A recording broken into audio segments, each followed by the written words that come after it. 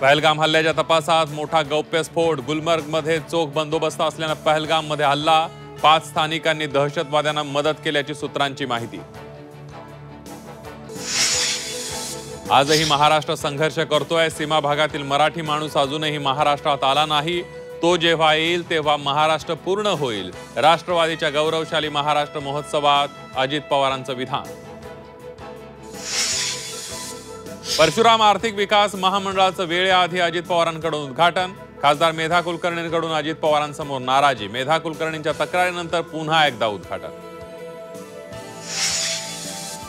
मी निवडून आलो असतो तर एकनाथ शिंदेच मुख्यमंत्री झाले असते। माजी आमदार शहाजी पाटील यांचं विधान। शहाजी पाटलांच्या विधानाची जोरदार चर्चा।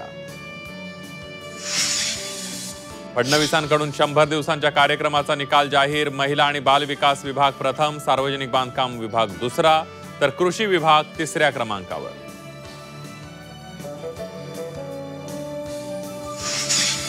चंद्रकांत पाटील आणि शेतकऱ्यांमध्ये खडाजंगी। शक्तीपीठ महामार्ग रद्द करण्याची शेतकऱ्यांची मागणी। चर्चेदरम्यान शेतकरी नेते आणि चंद्रकांत पाटलांमध्ये वाद।